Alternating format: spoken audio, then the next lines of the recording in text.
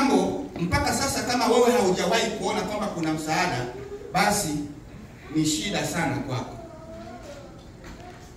Tunaangalia kuvunjwa kwa mpango wa Mungu. Mpango ambao Mungu alimwekea mwanadamu ulivunjwa. Mwanadamu aliuvunja. Moyo wa uasi dhidi ya Mungu ulipanuka. Mwanadamu hivyo hakuridhika, akaanza kupanua mawazo yake na kubuni hata kwenda mbali, kubuni mambo ya kufanya hata kwenda mbali. Hivyo mwanadamu akaanza kunywa kileo, yaani divai ambayo ndani yake muna chachu. Akaanza kunywa. Kuna mambo nimekuandikia, mambo 10 hapa ambayo yalikuwa matokeo yaliyotokana na watu kuvunja mpango wa Mungu. Tuangalie haraka haraka. La kwanza ni katika kitabu cha Mwanzo sura ya 9 mstari wa 20-21.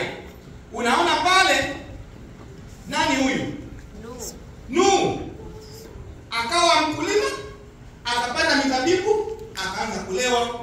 Alipolewa, matokeo ikawa nini? Ukawa matokeo mawili. Tokeo la kwanza, akawa uchi. Tokeo la pili, mtoto wake anayeitwa Ham akaenda kumuona, akaambia nduguze. Nuhu alipolefuka, alipotoka kwenye ulevi, jambo la pili, akamlaani. Kwa hiyo laana ikapata uzao wa Ham. Ruth, chimbuko ni nini? Ulevi. Kwa hiyo jaribu kupanua maandishi vizuri, hayasomeki. Panua kama ilivyokuwa imepanuliwa siku ile, ili watu waweze kusoma namna hii. Jaribu kupanua.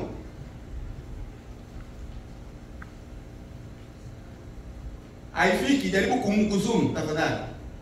Kwa hiyo hilo ni la kwanza. Jambo la pili, kwa hiyo kulikuwa kubaki uchi na kutoa laana kuingia ndani ya familia ya mtumishi wa Mungu. Nuhu alikuwa ni mtumishi wa Mungu. Jambo la tatu, kiburi kwa watu. Ukiangalia katika Isaya sura 28 mstari wa 1, kiburi.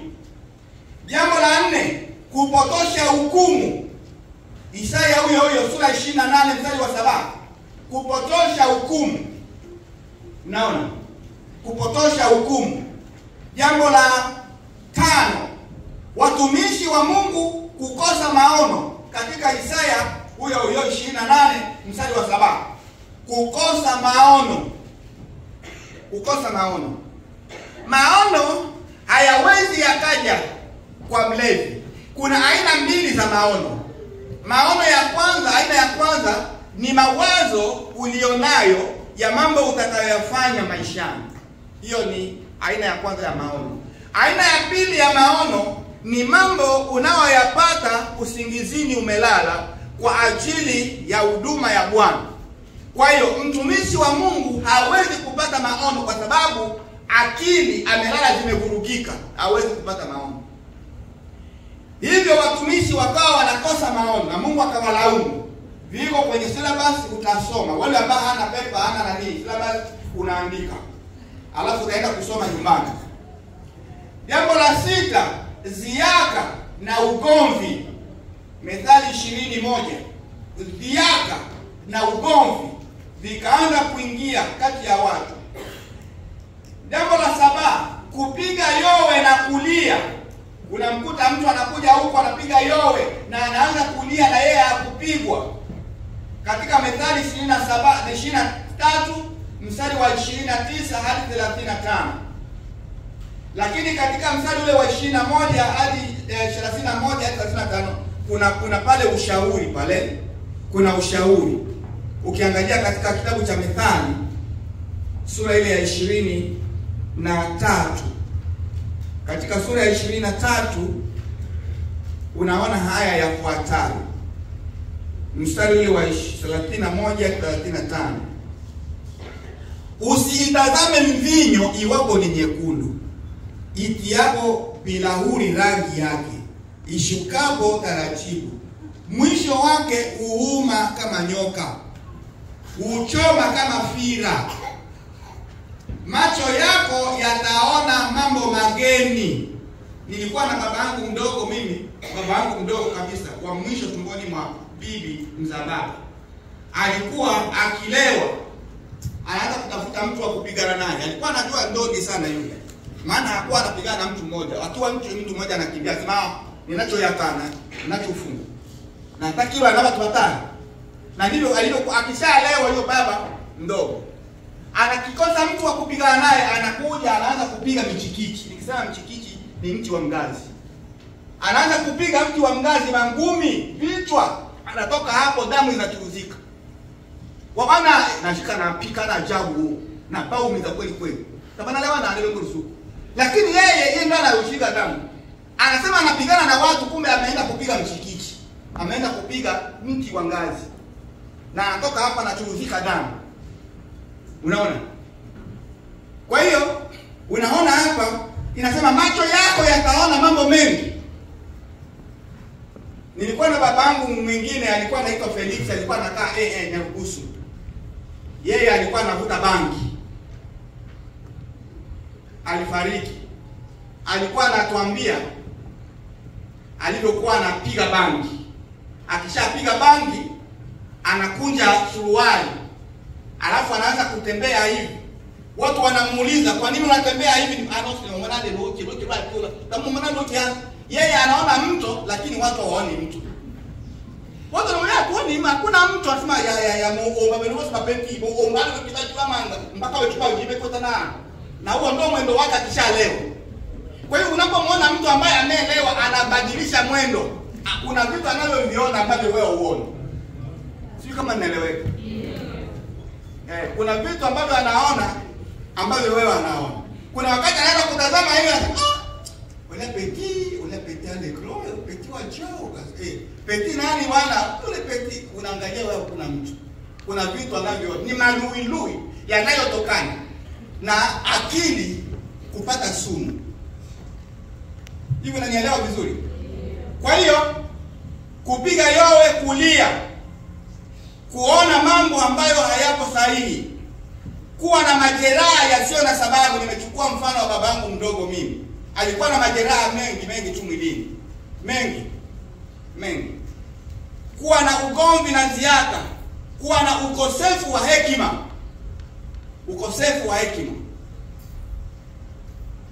Kwa hiyo na mambo mengi zaidi ya haya yakawa yanatokea miongoni mwa society, miongoni mwa jamii ya watu.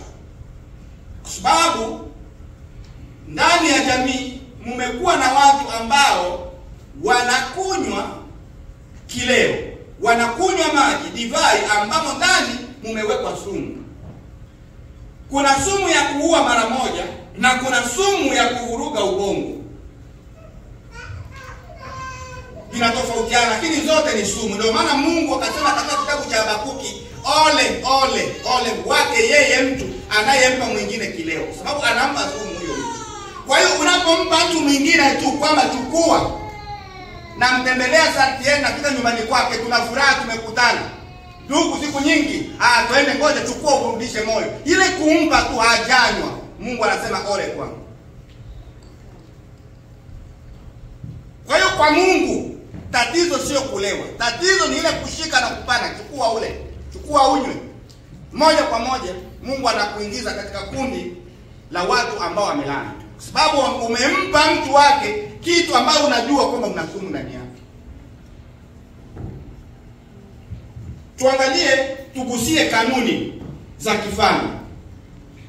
Tuliangalia mambo yaliyotokea baada ya mpango wa Mungu kuvunjwa. B, tuangalie kanuni za kifalme. Kanuni za kifalme zilikuwa na kanuni 3. Hapa ndo tutaishia kwa leo. Kanuni hizi tuzisome kwanza katika kitabu cha Methali. Methali ya Suleiman sura ya 31. Methali ya Suleiman sura 31. Tuanzie mstari wa 4 na hadi mstari wa 6. Mstari wa 4 hadi mstari wa 6. Tunasoma Methali 31 mstari wa 4 hadi 6. Neno la Bwana linasema, Lemuel,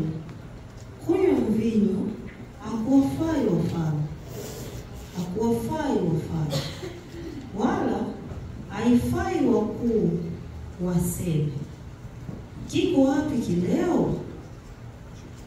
Wasije wakanywa na kusahau sheria na kuipotosha hukumu ya Mungu aliye taabuni. Na kuipotosha hukumu ya mtu aliye taabuni. Ndio. 6. Mpe kileo yeye aliye karibu na kupotea. Ili kampe divai yeye aliye na uchungu na msiri. Anywe akasahau maskini wake. Asiukumbuke tena taabu yake. Asante. Amen. Asante. Asante sana. Ni katika mstari wa 7 hapa ndo tumeishia. Kwa hiyo unaweza kusahihisha kwenye noti yako. Kuna kanuni 3 ambazo zinaitwa kanuni. Katika kanuni za kifalme kulikuwa na kanuni kuu 3. Kanuni ya kwanza inatoka katika mstari wa 4. Wafalme walikatazwa, haiwapasi kutumia mvinyo, kileo. Haiwapasi kutumia kileo. Haiwapasi kutumia kileo. Na katika kutumia waliambiwa haiwapasi hata kuuliza tu. Kuuliza, unafika mahali, jamani nimefika hapa kwako ndugu Hamisi, hebu niambie naweza kupata kileo wapi? Ile kuuliza tu kwamba kiko wapi. Wafalme walikatazwa wa Israeli. Usifanye kitu hata kuuliza, usiulize. Kwa hiyo unapouliza una mind ya kwamba unakihitaji, unakitaka. Kwa hiyo hata kuuliza usiulize. Yaani kitoke kwenye servo. Hiyo ni kanuni ya kwanza. Kwa nini? Kwa sababu mstari wa 6 unatoa jibu. Akitumia hivyo ataharibu mambo mengi, atapotea, ataharibu mambo mengi. Watasahau sheria ya Mungu na watapotosha hukumu. Mstari wa 5b na wa 6. Kuipotosha hukumu ya mtu aliye na taabu, na 6 mstari wa 6 ni kufanya nini pale? Ni kupotosha hukumu. Kwa hiyo Mungu hukumu anaweka hapa kanuni ya kwanza ya kifalme ni mfalme hapaswi kuuliza kinywaji kiko wapi ili nilewe.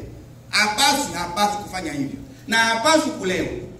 Mstari wa 6 unaonyesha kanuni ya pili kwamba apewe kileo mtu ambaye yuko karibu ya kufa. Huyu anatakiwa apewe kileo. Kwa nini? Jibu liko katika mstari wa 7. Mstari wa 7 unasema kwamba anywe asahau umaskini, asikumbuke tena taabu. Hii kanuni ya pili ilifanya Israeli waunde timu ya wanawake waliokuwa wanatengeneza siki, yani divai iliyochacha, ili kuwanywesha watu ambao wanasulubiwa. Mtu akihukumiwa ya kwamba anatakiwa afe, ni mhalifu na anatakiwa afe, huyu mtu wakati wa kuwekwa kwake kwenye mti alikuwa anateswa sana, na baada ya yale mateso wanawake wanaitwa, wameleta siki ambayo wameitengeneza, wananywesha ili anywe asahau yale mateso, aanze kungoroma pale. Anaanza kuona vile vitu vinaanza kupita kwenye akili zake mpaka atakapokata roho. Hiyo kanuni ikawekwa kwa Waisraeli. Na ndio maana ukisoma katika kitabu cha Yohana Injili sura 19 mstari wa 29 na mstari wa 30 utaona pale Yesu yuko msalabani, wanawake wakamletea siki, akapewa, ikawa kwenye sifongo imefungwa kwenye mti. Maaskari wakachukua ile sifongo, wakachovya mle ndani ya kile chombo, wakampa akiwa msalabani. Hiyo ilikuwa ni desturi ya kutengeneza hivyo iliyokubaliwa katika kanuni ya kifalme, ya kwamba mtu ambaye yuko taabuni anatakiwa asaidiwe kileo, alewe, ili mateso ayasahau, yasimuudhi sana. Na hicho kilisaidia wale watu waliokuwa wanabambwa kukaa muda mrefu pale msalabani. Ndio maana wakati ambapo Yesu Kristo alikufa mapema. Wale wenzake wawili walibaki wako hai. Saa 11 kwenda kuangalia, wakakuta tayari Kristo amekufa. Wakaenda kuambia Pilato, wakaulizana mbona amekufa haraka hivi? Lakini wale wengine waliochukua kileo kile bado walibaki wanagoroma pale. Na alipokuja yule mtu wa kuvunja miguu, walivunjwa miguu kwa sababu ya kutaka wafe haraka.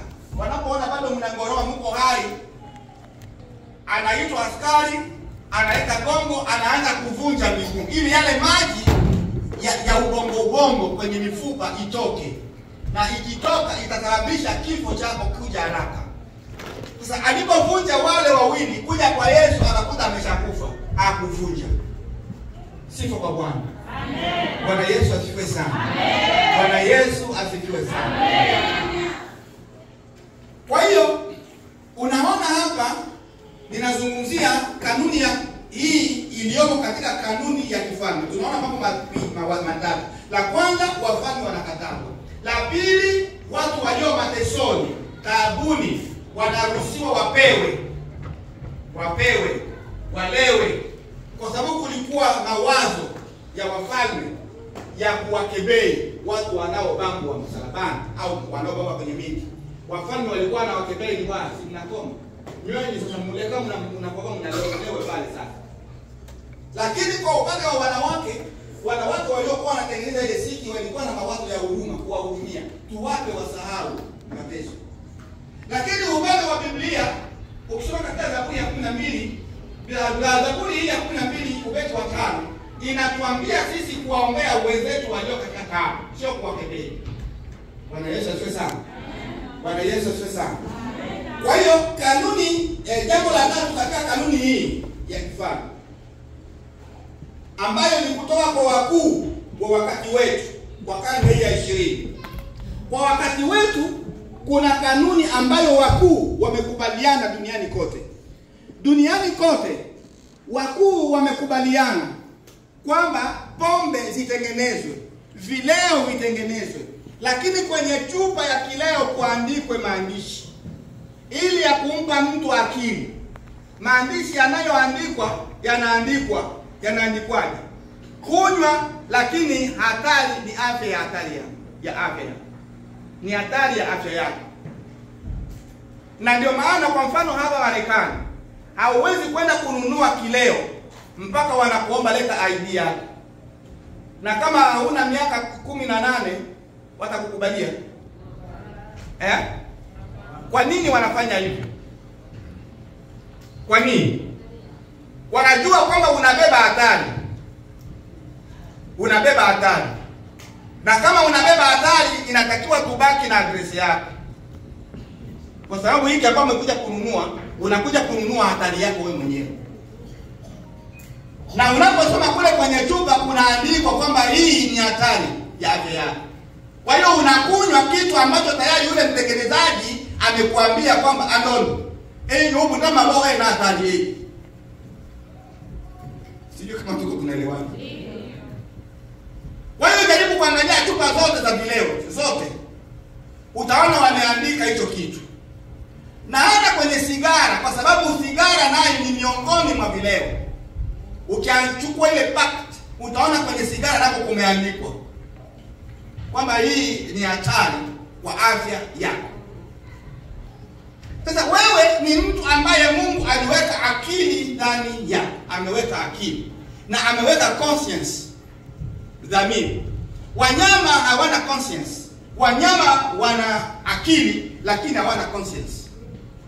Kwa hiyo ng'ombe anajua kwamba wewe senganie babangu, ng'ombe. Lakini ng'ombe hajui mabaya na mema. Ndio maana unaenda kwenda kumfungua ng'ombe kwamba umpeleke kwenye majani, tena akaanza kukupiga nini? Akaanza kukupiga tena mapembe yake. Lakini mtoto ambaye ana akili hawezi kufanya hivyo, kwa sababu ana akili na ana conscience. Ana dhamiri ambayo zinamhukumu. wewe mwanadamu umeumbwa na Mungu, una akili na una dhamiri ndani yako. Na kama akili zako zimetekwa, dhamiri bado inaweza kuambia hata kufanya hiki kitu sio kizuri. Sijui kama tunaelewa. Dhamiri ziko hapo, ni sauti ya ndani ambayo Mungu ameweka kutokosoa tunapofikiria, aidha tunapotenda mabaya. Zinatuambia umefanya mabaya, umewaza mabaya, unataka kufanya mabaya, acha ni kosa. Kwa hiyo unapoamua kukataa sauti ya dhamiri yako ndani, ujue kwamba unakataa mpango wa Mungu, na moja kwa moja Mungu anakuhesabu miongoni mwa watu ambao anawaita ni waole. Kwa hiyo huu ni mpango wa wanadamu. Leo nchi za viwanda vinatengeneza vinywaji aina zote, lakini vimeweka kwenye zile chupa na kwenye zile box, wanaandika kwamba hii ni hatari kwa afya, na watu wenye umri fulani ndio wanaruhusiwa kutumia hii. Unaona kwa nini? Kwa sababu wanajua pale mle ndani kuna shida, kuna tatizo. Kwa hiyo ni muhimu sana kuangalia haya mambo, yanaweza kutusaidia kuambia na kuwashauri watu wengine, wenzetu wengine ambao wametekwa katika ulimwengu wa kulewa. Kuna baadhi wanalewa eti Yesu alitengeneza divai. Yesu alitengeneza divai. Divai sio pombe. Mimi nakwambia divai sio pombe. Na ndio maana tutaangalia hapo mbeleni aina za mvinyo kutoka kwenye divai ambazo Waisraeli walitengeneza. Nimekuwekea aina 11 za mvinyo pale. Tutazieleza wiki inayokuja. Na tutakuja kuangalia muujiza ule ambao Yesu Kristo aliufanya pale Kana. Yesu Kristo alifanya nini na alikuwa anamaanisha nini? Kwa sababu ninafundisha kitu ambacho mimi najua, sina wasiwasi nacho.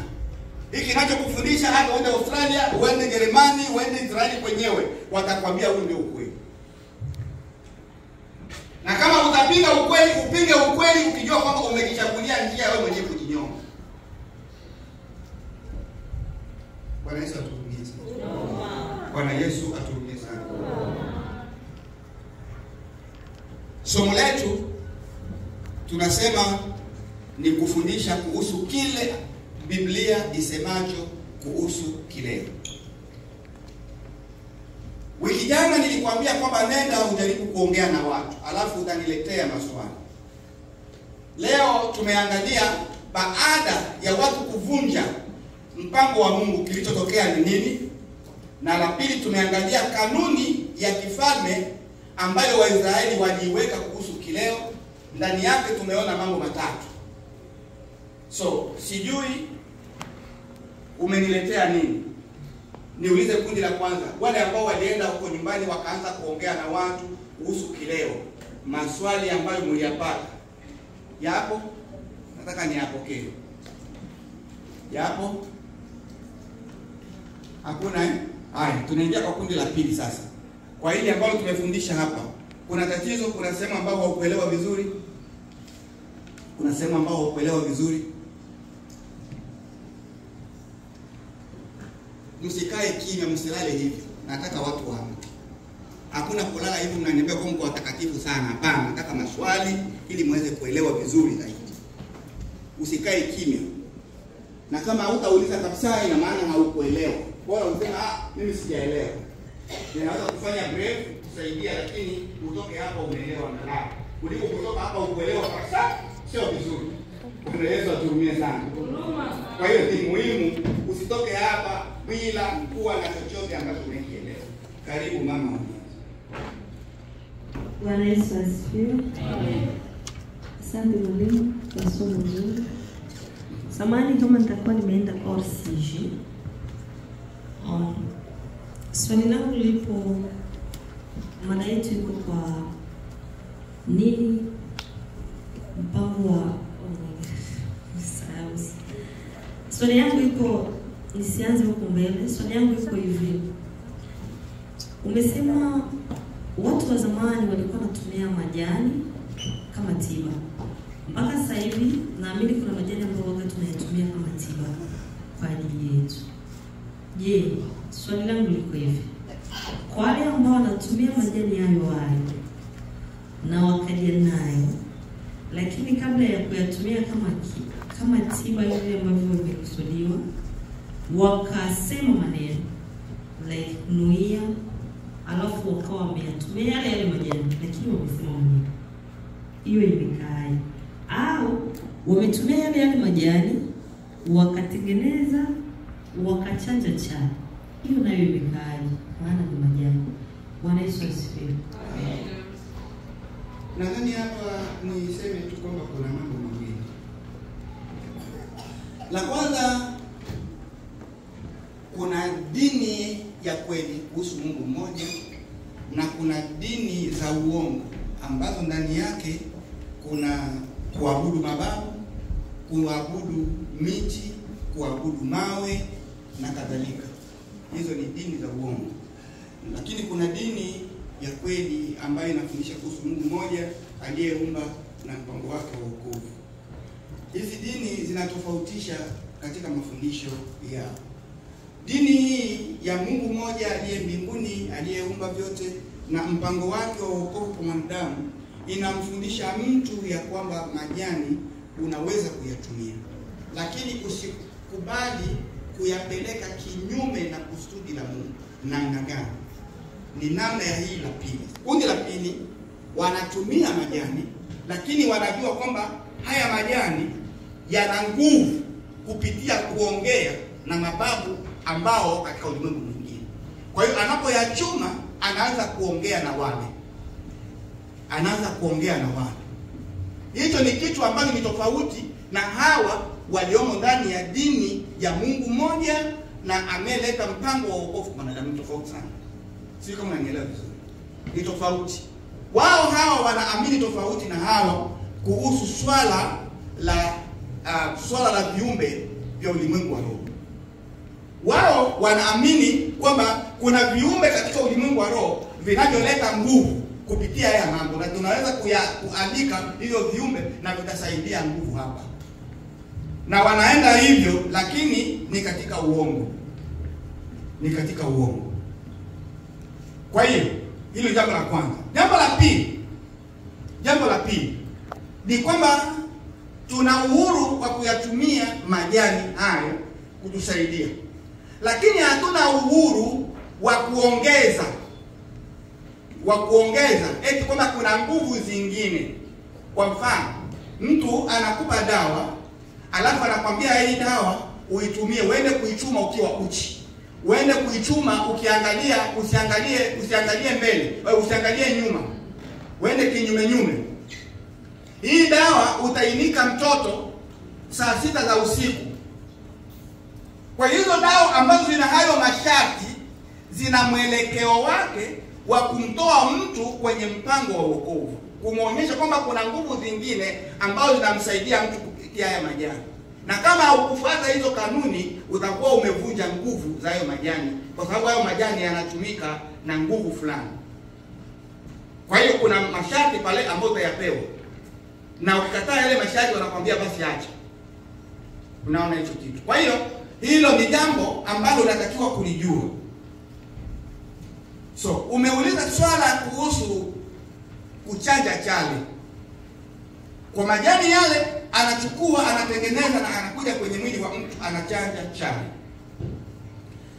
Katika utamaduni wa watu waliokuwa wanaongea na miungu, chale zilikuwa na alama na maana maalum. Na mimi experience ambayo niligundua,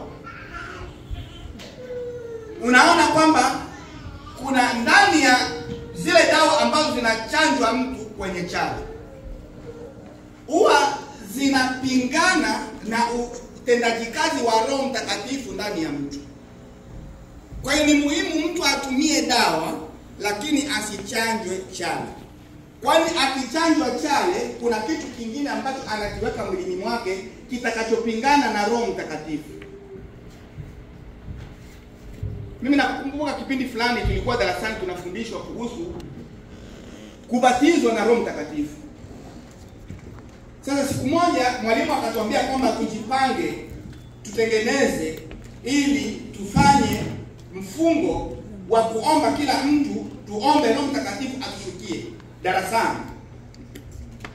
Tulikuwa bado tuko Zaire, Uvira pale shule. Ikafika siku ile, kulipita kama siku 4. Tukafunga milango, tukaanza kuimba. Tukaingia ndani ya maombi.